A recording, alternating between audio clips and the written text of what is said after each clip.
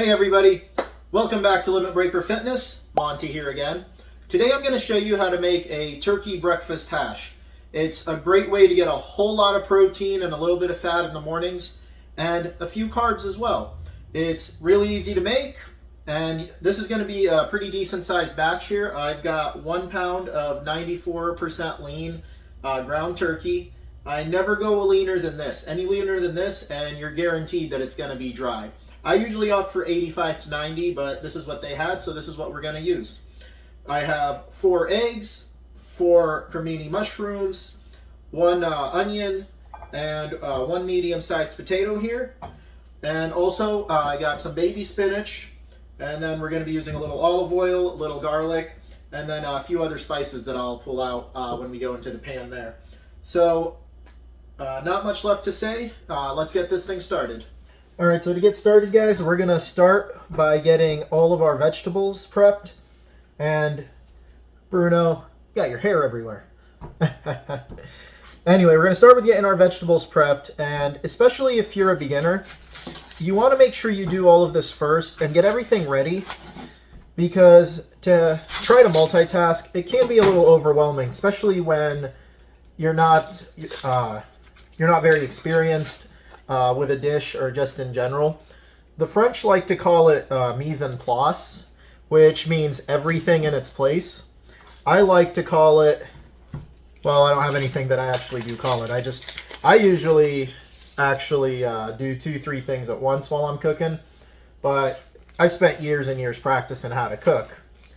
Now I'm hoping I don't cry again today. So we'll start by dicing up our onions. And having a nice dice on our onion will help cook it a lot quicker, because we're going to end up shredding our potatoes after. And it's always really important that you have all of your vegetables and meat and everything. It's really important that you have it all similar size, because if it's all different sizes, it's going to cook at all different rates. And, oof, starting to cry again. Always crying. But, alright, I'll get these onions done and I'll get back to you in just a second. Alright guys, so I got half the onion chopped up. The other half I'm going to be putting into this plastic deli container here. That's going to go in the fridge, and I'm going to use that later. Do not just stick it in the fridge. It'll stink up your entire fridge and it'll start dehydrating, going bad. Don't do that. I'll put that on the side for now. So the next thing we want to do is we're going to shred our potatoes. So I got my potato. Just going to go ahead and give that a nice quick peel. And when you're peeling a potato or any other kind of vegetable, start all the way at the end and drag all the way down. Nice long strokes, if you know what I mean, right? Right? Alright, I'll stop doing that. But you want nice long strokes. It makes it nice and easy. If you like to use a Y peeler, I know some people like to use the Y-shaped one. It can be a little quicker. And you don't have to worry, and you don't have to tire out your thumb as much when you're actually using that one. You can grab it and drag.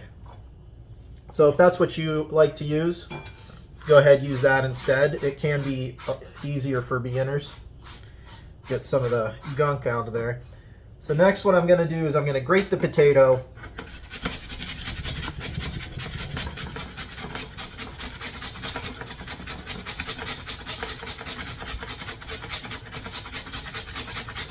Alright guys, potatoes all grated up. Now I'm just going to take it. I'm going to put it in this bowl of cold water. And this is going to do a couple of things for us. First, it's going to keep the potato from oxidizing or turning brown. And the other thing it's going to do is it's going to wash all the extra starch that's on it. That stuff can kind of get in the way. And by washing it off, we can get a much crispier final product in the actual hash. So go ahead, give that a little mix, and you might want to rinse it off a couple of times. But I'll do that off camera. For now, I'll put that on the side there. So got my mushrooms here. Just give them a quick slice. When you get to the end, as always, it starts getting unstable on whatever it is you're cutting, simply turn it.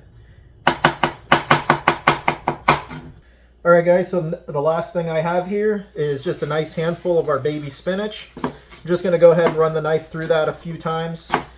Not too many times. Just like when you're cutting herbs and whatnot, you don't want to dice it and mush it down. You end up losing all the goodness onto the board rather than the actual dish. Grab our onions, we'll dump them in. Hear that sizzle? That's what you want. You want to hear the sizzle when you put it in there. And then I'll season it with just a little bit of salt. That'll help draw the water out of there, and it'll help to get them nice and brown and caramelized. Sorry, I'll say it right. You guys say caramel or caramel? Leave it in the comments. Let me know. It's interesting. Everyone always wants to fight over that kind of thing. Alright guys, we got a little browning going on. We're going to go in with our next thing. I was going to say vegetable, but then I remembered that mushrooms are a fun guy. Remember? Fun guy? I'm a fun guy. Anyway, a little more salt. Be careful not to over salt it. But a little more salt, draw the water out of the mushrooms there. And now we're just going to let this go for a few more minutes. Okay guys, so you see how the mushrooms and onions are getting nice and brown? All that moisture has gotten out of there. We still got a little bit of steam. We're going to take this, we're going to move it to the side in our pan. And then what we're going to do is add our potatoes. And there we go, we get it all. Now with the potatoes, I had them soaking in the water. So what I did was while this was going is I drained them, I put them in this clean kitchen towel, and I wrung them out. And doing that will help get them nice and crisp in our pan. Go ahead and get all those out of there. And now we're going to add just a little more salt. I know it seems like it's a lot of salt, but it's only a couple of cranks per ingredient. And we're going to take these potatoes and we want to flatten them out. The flatter out you get them, the crispier they're going to be. Now, once again, my pan's looking just a little bit dry, and especially for the potatoes, they love to absorb fat. So I'm going to add just another little half tablespoon of olive oil here.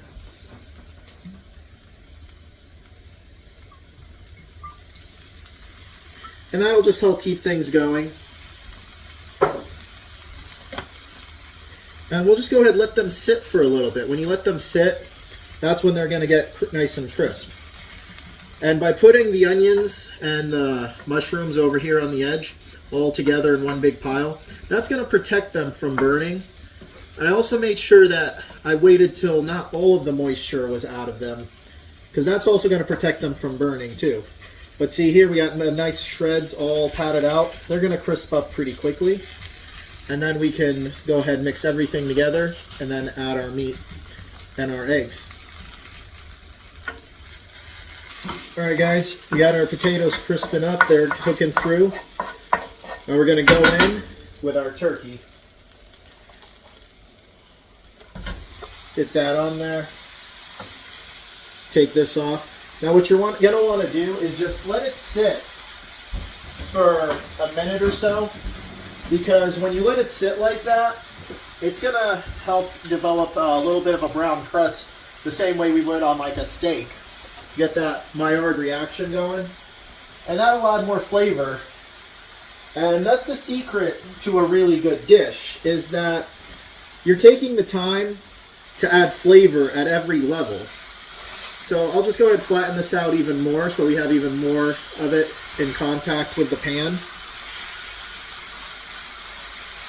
And once I get a nice little crust on there, I'll give that a minute or so. I'll go ahead and start mixing it all in. And then all we got to do is go in with a little bit of seasoning, our eggs, and then the spinach, and we'll be all done. Okay guys, so my meat's all cooked through, and I went ahead, I broke it apart, There's some small crumbs, there's some big crumbs. If you want a bunch of small ones, use a potato masher on it, and that'll really break it apart. So, I'm gonna go ahead and I'm gonna go in with my spinach. That'll give it some time to wilt. And I'm also gonna now season it with a pre-made chicken rub here that I like. You can season this any way you want. Lowry's seasoning salt is always a go-to for something like this. And I like pre-made seasonings for stuff like this because it's just so much easier for beginners, which is what I think a lot of you guys out there are. And it just lowers that barrier of entry to being able to cook good food that's good for you. Now look at that color that we got with the spinach in there. It was looking maybe a little boring before, but we got some nice vibrant color in there now. We got our potatoes all through, getting all crisped up. Some crispy bits, some nice fluffy bits of potato. Now, if you want to go super lean on this, leave the potato out. And okay, so we got this going. Let's see if we can take a nice look there. See that? Oh, look at that steam coming off. See the mushrooms there and the onions, nice brown to them. Meat's cooked well. And then I just love that, almost said lettuce. I just love how that spinach gives it such a great look. Now, you could just eat it like this, but I'm going to take it one step further. Because this is meant to be for breakfast, you know. Nice and easy. Nice and easy, quick breakfast. So, I got some eggs here.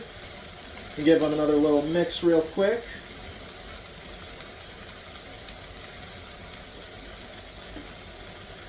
So I got my eggs, got them all whipped up. Make sure you whip them well. You want to get a lot of air in there. And like with everything I do on this channel, guys, make it your own. Use this as a base. I'm going to turn my heat down. There's plenty of heat in here to cook these eggs. And just really mix it all the way through. But seriously, take a second. How does that look? Don't you want to put that in your mouth? I want to put that in my mouth. Well, there you have it, guys. Look at that. This thing is freaking delicious. I do like to do one thing when I'm eating this, and that's add a little bit of hot sauce. A little bit of kick. Can't go wrong with it. I also like to add something else that you guys, you might judge me on. I hope you don't judge me, but ketchup. I put ketchup on my eggs. I do. I like it. I won't apologize for it. Also, I'm not a brand person, but Heinz is the best kind of ketchup. All right? I wish they would sponsor me. By the way, I am a Steelers fan, and I'm still mad it's not Heinz Field anymore. But let's get to the macros. Got it written down here for you. Like I said, I don't memorize everything. The whole thing is going to come in at about 1,300 calories with 125 grams of protein, 44 grams of carbs, 67 grams of fat, and 8 grams of fiber. Now, the reason why I like to give you the calorie count for the entire thing is because serving size is going to vary from person to person, okay? If you're a 110-pound girl, you're not going to eat nearly as much as somebody who's a bodybuilder. So figure out how many portions you want to split it into. Usually something like this, for me, you'll end up 3 or 4 portions, depending on how hungry I am. And nothing else left to say about it, guys. Like, share, comment, subscribe, hit the notification bell. Get my beginner program. It's free. You can get it on there. It's on Google Docs. It'll take you step by step. And then if you want a personalized program, send me an email, limitbreakerfitnessllc@gmail.com. Have a good one, guys. I really hope you give this a try. And I'll see you later.